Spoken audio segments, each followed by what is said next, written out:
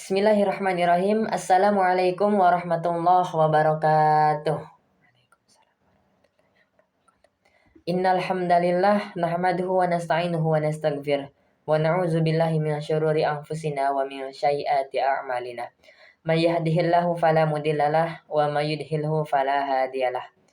Asyhadu an la ilaha illallah rabbun nasi wa rabbul baraya wa asyhadu anna Muhammadan abduhu wa rasuluh la nabiyya wa la rasula ba'dah. Amma ba'du.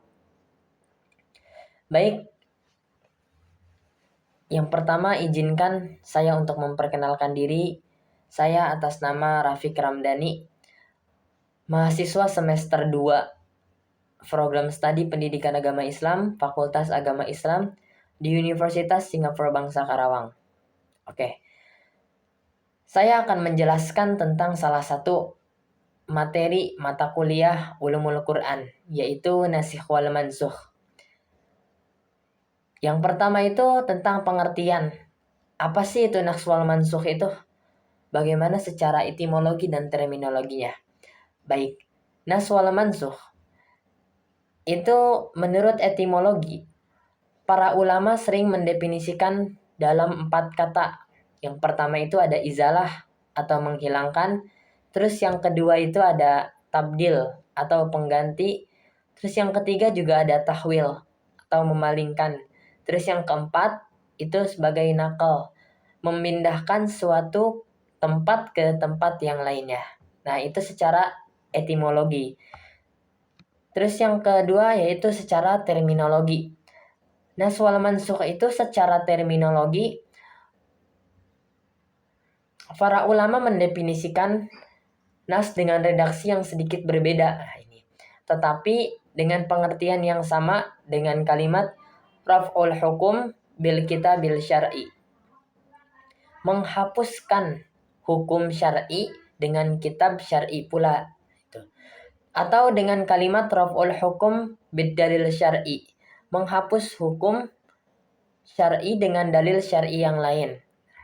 Jadi secara singkatnya itu terminologi menghapuskan. Dalam definisi tersebut adalah terputusnya hubungan hukum yang dihapus dari seorang mukallaf, dan hukum tersebutnya substansi atau hukum itu sendiri.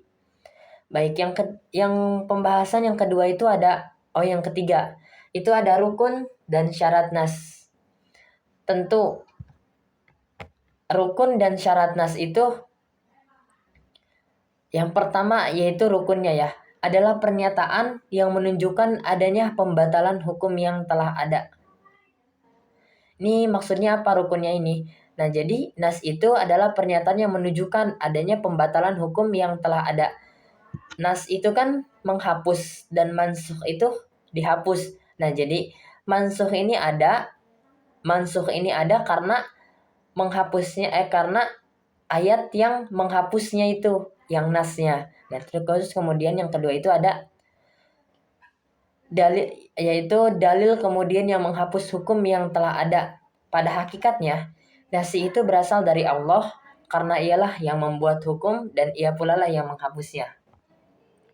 Kemudian ada syarat-syarat dari nasikh.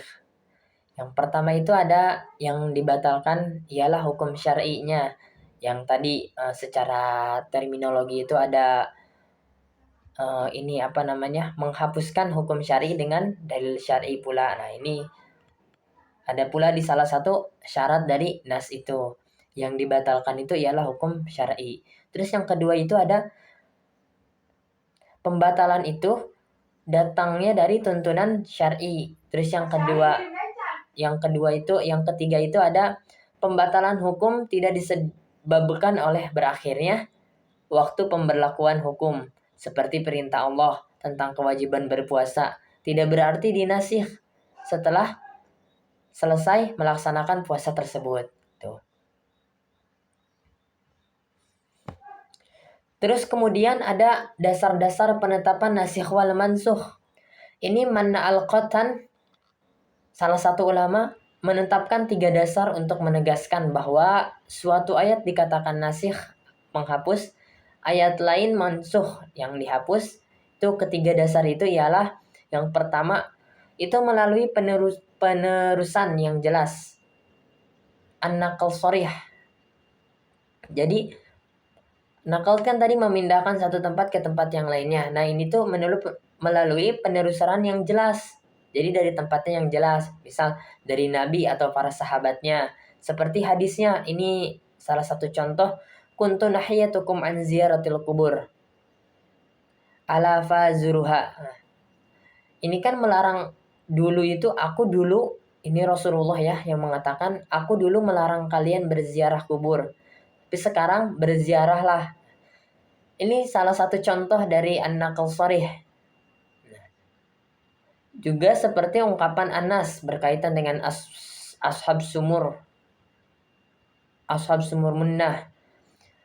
Wa nuzila fihim Qur'an qaranah wa nuzila fihim Qur'an qaranah hatta rufi'a.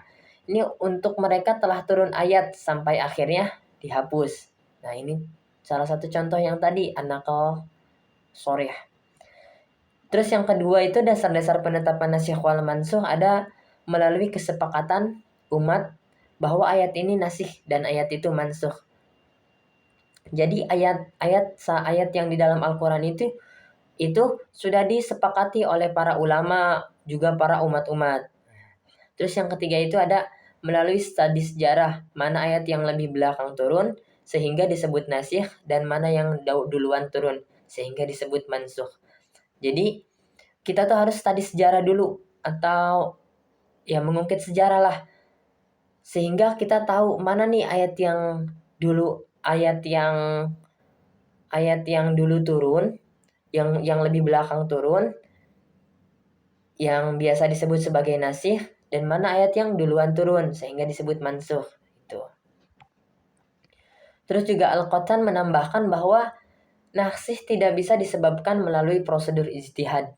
Nah, ini pendapat ahli tafsir karena adanya kontradiksi antara beberapa dalil bila dilihat dari lahirnya atau belakangnya keislaman salah seorang dari pembawa riwayat itu.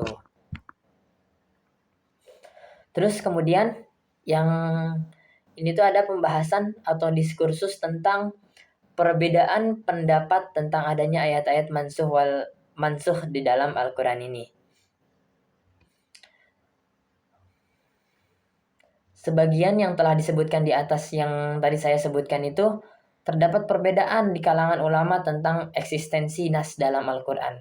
Ini yang pertama itu ada menerima keberadaan nas dalam Al-Qur'an. Pendapat ini tuh dikemukakan mayoritas ulama untuk memperkuat ya, pendapatnya. Mereka mengemukakan bahwa argumentasi nakliyah dan akliyah di antara argumentasi nakliyah yang mereka kemukakan adalah firman-firman Allah. Seperti contohnya itu dalam Quran surah Al-Baqarah ayat 106, Bismillahirrahmanirrahim. Ma nansakh min ayatin aw nunsiha na'ti bi khairin minha aw mislaha. Alam ta'lam annallaha ala kulli syai'in qadir. Ini yang artinya untuk ayat apa saja kami tunda atau kami sebabkan Rasul melupakannya, maka kami akan datangkan yang lebih baik atau semisal dengannya. Kemudian ayat yang kedua itu dalam surah Ar-Ra'd ayat 39 yang berbunyi Yamhullahu ma yasha'u wa yusbit wa indahu umul kitab al-ayah. Ini yang artinya Allah menghapus dan menetapkan apa yang Dia kehendaki dan di sisinya terdapat umul kitab Lahul Mahfuz. Terus yang ayat ketiga ini dari Quran surah An-Nahl ayat 101 yang berbunyi Bismillahirrahmanirrahim. Wa iza baddalna ayatan makana ayatin wallahu a'lamu bima yunazzilu qalu innama anta muftar bal aktsaruhum la ya'lamun. Yang artinya dan apabila kami letakkan suatu ayat di tempat ayat yang lain sebagai penggantinya, padahal Allah lebih mengetahui apa yang diturunkannya. Mereka berkata, sesungguhnya kamu adalah orang yang mengada-ngada saja, bahkan kebanyakan mereka tiada mengetahuinya. Nah, ini saya akan jelaskan mulai dari dalil yang pertama ya. Dalil pertama, nas itu merupakan hal yang terlarang menurut akal pikiran. Dan setiap yang tidak dilarang itu berarti boleh dalam hal ini. Mu'tazilah, salah satu aliran, menambahkan bahwa hukum Allah itu wajib membawa maslahat bagi hambanya. Adapun ahli sunnah mengatakan bahwa tidak ada yang lebih wajib bagi Allah sesuatu pun terhadap hambanya. Oleh karena itu, kalaupun Allah menaskannya, tidak akan membawa akibat kepada hukumnya. Namun semua hukum Allah dan perbuatannya adalah himmah balighah. Ini penjelasan dari ayat yang pertama tadi saya bacakan ya. Itu Quran surah Al-Baqarah ayat 106. Terus kemudian mengenai tentang dalil yang kedua itu, seandainya nas tidak dibolehkan, akal dan tidak terjadi dalam nas, syar'i tidak boleh memerintahkan sesuatu kepada hambanya dengan perintah sementara dan atau larangannya dengan larangan sementara, akan tetapi pendapat ini ditolak oleh para penentang nas dan mereka berkata bahwa perintah dan larangan itu dapat terjadi seperti di atas. Ini dalam Quran surah An-Nahl ayat 101 ya. Terus kemudian mengenai dalil yang ketiga itu, seandainya nas itu tidak boleh menurut akal dan terjadi menurut samiat, itu tidak akan ditetapkan risalah Muhammad SAW kepada seluruh alam. Sedangkan semuanya mengakui bahwa risalah itu semua berlaku untuk seluruh alam dalam dalil yang pasti. Nah itu beberapa perdebatan ya, beberapa perdebatan para ulama yang merajuk pada firman-firman Allah. Terus selanjutnya itu ada macam-macam nas dalam Al-Quran. Macam-macam nas ini terbagi menjadi beberapa. Yang pertama itu ada nas sharih, yaitu ayat yang secara jelas menghapus hukum yang terdapat pada ayat terdahulu. Misalnya itu ayat tentang perang atau qital pada ayat 65 surah Al-Anfal yang mengharuskan satu orang muslim melawan 10 kafir. Itu kan dinaskan atau dihilangkan. Atau yang kedua itu ada nas dhimmi, yaitu jika terdapat dua nas yang saling bertentangan dan tidak dikompromikan, dan keduanya turun untuk sebuah masalah yang sama, serta keduanya diketahui waktu turunnya, ayat yang datang kemudian menghapus ayat yang terdahulu. Contohnya ketetapan Allah yang mewajibkan berwasiat bagi orang-orang yang akan mati, itu yang terdapat dalam surah Al-Baqarah ayat 180. Ini nas dhimmi itu tadi masuknya kalau misalkan secara ini tuh harus mengkaji terlebih dahulu ya. Jadi harus diketahui dulu atau di studi sejarah dulu ayat mana yang duluan turun dan ayat mana yang terbelakang turun. Tuh. Terus yang ketiga itu ada naskuli, yaitu menghapus hukum yang sebelumnya secara keseluruhan. Contohnya ketentuan iddah 4 bulan 10 hari pada surah Al-Baqarah ayat 234. Ini dinaskan atau dihapuskan oleh ketentuan iddah 1 tahun pada ayat 240 dalam surah yang sama.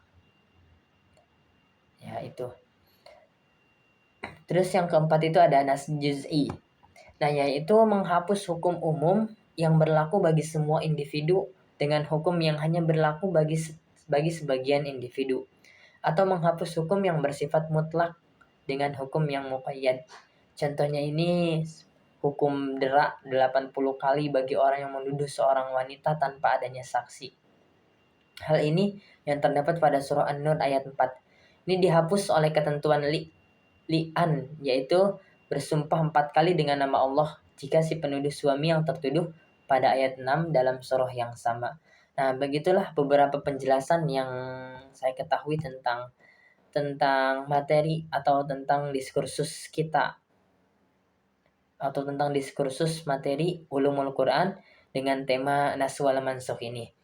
Sekian dan terima kasih, kurang lebihnya mohon maaf bila ada kata yang salah. Akhirul kalam, wallahul muwaffiq ila aqwamit thoriq. Wassalamualaikum warahmatullahi wabarakatuh.